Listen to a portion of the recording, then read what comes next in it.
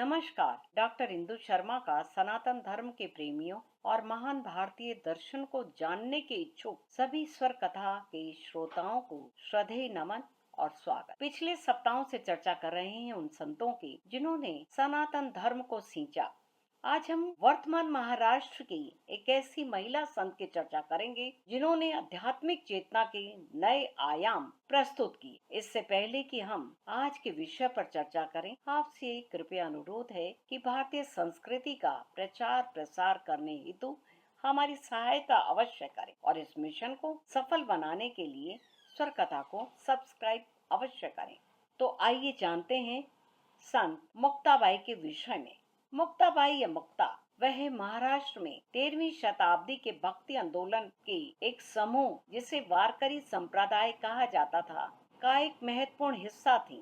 उनका जन्म एक देशस्थ ब्राह्मण परिवार में हुआ था और वे प्रथम वारकरी संत ज्ञानेश्वर की छोटी बहन थी। उन्होंने अपने पूरे जीवन में 41 अभंग लिखे। मुक्ताबाई ने भक्ति आंदोलन को अध्यात्मवाद की सीमाओं को लांघकर इसे लिंग, वर्ग और जाति श्रेणियों के संदर्भ से अधिक समावेशी बनाया। यहीं से उनमें नारीवाद की जड़ें पनपती दिखाई दी। उन्हें ईश्वरीय भक्ति के प्रति अधिक समावेशी दृष्टिकोण की दिशा में काम करने के लिए प्रेरित किया। वे एक ऐसी शख्सियत थीं जो बहिष्कार और भेदभाव के खिलाफ उठ खड़ी हुई और महाराष्ट्र में सबसे अधिक याद किए जाने वाले भक्ति संतों में से एक बन गई। वे कठोर ब्राह्मणवादी और सामाजिक मानदंडों को पूजा पद्धति से मुक्ति और गहरी भक्ति में खो जाने का प्रतीक रही।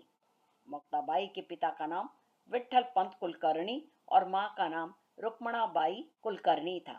उनके 3 भाई थे जिनके नाम सोपान, ज्ञानेश्वर और निवृत्त। लोक कथाओं के अनुसार इन बच्चों ने वेदों का अध्ययन किया था। निवृत्ति नाथ मुक्ताबाई के सबसे बड़े भाई नाथ दर्शन के विशेषज्ञ थे। 9 नाथ गुरुओं में एक गहिनी नाथ ने निवृत्ति को अपना शिष्य स्वीकार किया और उन्हें नाथ संप्रदाय में दीक्षित किया तथा कृष्ण भक्ति का प्रचार और प्रसार करने का निर्देश दिया। ज्ञानेश्वर ने अपने बड़े भाई को अपना गुरु स्वीकार किया। ज्ञानेश्वर दूसरे नंबर के भाई थे। नाथ परंपरा के संत, कवि, दार्शनिक और योगी थे। सोपान उनके छोटे भाई ने पुणे के पास सासवड़ में समाधि ली। ज्ञानेश्वर की प्रारंभिक समाधि के बाद निवृत्ति अपनी बहन मुक्ताई के साथ ताप्ती नदी के किनारे तीर्थ यात्रा पर गए, जहां वे एक तूफान में फंस गए और मुक्ताई नदी में बह गई। निवृत्ति ने त्रकम्बेश्वर में समाधि प्राप्त। नाथ परंपरा के अनुसार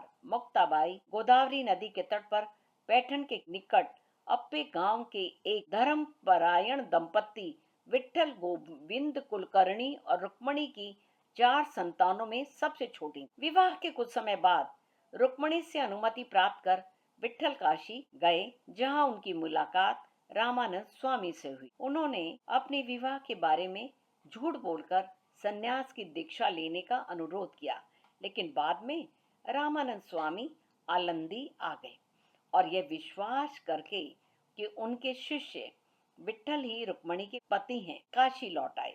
विठल को अपने परिवार के पास लौटने का आदेश दिया। इस दंपत्ति को बहिष्कृत कर दिया गया क्योंकि विठल ने 4 आश्रमों में से अंतिम सन्यास को तोड़ दिया था और ऐसा भी माना जाता है कि बाद में विठल और रुक्मणी ने प्रयाग में जो 3 नदियां गंगा, यमुना और अब विलुप्त सरस्वती का संगम है, जल में कूदकर अपनी जान दी। उन्हें आशा थी कि उनकी मृत्यु के बाद उनके बच्चों को समाज में स्वीकार कर लिया जाएगा। अनाथ बच्चे भिक्षा मांगकर बड़े हुए। उन्होंने पैठण के ब्राह्मण समुदाय से उन्हें स्वीकार करने का अनुरोध किया, लेकिन ब्राह्मणों ने मना कर दी। विवादित शुद्धि पत्र के अनुसार ब्रह्मचर्य का पालन करने की शर्त पर ब्राह्मणों ने बच्चों को शुद्ध किया। ब्राह्मणों के साथ उनका वाद विवाद ने बच्चों की उनकी धार्मिकता, सदाचार, बुद्धि, ज्ञान और विनम्रता के कारण प्रसिद्धि और सम्मान दिलवाए। मुक्ताबाई का कहना है कि एक तपस्वी मन से शुद्ध होता है और लोगों के अपराधों को क्षमा कर देता है। यदि संसार क्रोध के कारण अग्नि के समान गर्म है, तो एक ऋषि को प्रसन्नता पूर्वक जल के समान शीतल होना चाहिए। यदि लोग उन्हें शब्दों के शास्त्रों से चोट पहुंचाते हैं, तो संतों को उन टिप्पणियों को उपदेश के रूप में मान लेना चाहिए। चांग देवी को उपदेश में उन्होंने कहा, यद्यपि इनका कोई रूप नहीं है, फिर भी आंखों ने उन्हें जब देखा, उनकी महिमा मेरे मन में अग्नि के समान है। जो आत्मा द्वारा अविकृष्ट उनके गुप्त आंतरिक रूप को जानती है, जो मन से भी मन परे है, उनकी उसकी कोई सीमा नहीं। उसमें हमारी इंद्रियां समा जाती हैं। मुक्ता कहती है कि शब्द उन्हें धारण नहीं कर सकते, फिर भी उनमें शब्द समाहित हैं। वह कहती, जहां अंधकार दूर हो गया, मैं वहीं रहती हूँ। जहां मैं सुखी हूँ, मुझे आने जाने से कोई परेशानी नहीं। मैं सब दृष्टियों से परे हूँ, सभी क्षेत्रों से ऊपर हूँ। उनकी आत्मा मेरी आत्मा में निवास करती है। मुक्ता कहती हैं कि वे मेरे हृदय का एकमात्र घर है। मुक्ताबाई की छवि और उनके कार्यों में भक्ति, साहस और एक स्वतंत्र भावना झलकती है। उनके जैसे भक्ति संतों ने अपनी भूमिकाओं से ऊपर उठकर, जो उस समय मातृत्व और पारिवारिक संबंधों को बनाए रखने तक सीमित थे, उस क्षेत्र में समानता के लिए अभियान चलाया, जिससे महिलाओं को हमेशा दूर रखा गया था। महाराष्ट्र में कई स्थानों पर भक्त मुक्ताबाई की पूजा करते हैं। वारकरी संत मुक्ताई को आदि शक्ति देवी मानते हैं।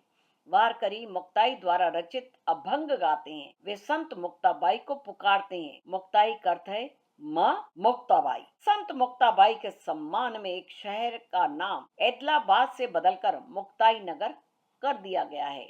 भागवत कथा वाचक संत मुक्ताई का उल्लेख बड़े आदर से करते हैं। तो आज बस केवल इतना ही। अगले एपिसोड में फिर से नए संतों के विषय में चर्चा करेंगे, जिन्होंने भारतीय मानस पटल पर अपने विचारों से अमिट छाप छोड़ी है। तब तक के लिए मुझे आज्ञा दीजिए। आप सभी का स्वर कथा चैनल से जुड़ने के लिए अतिशय धन्यवाद।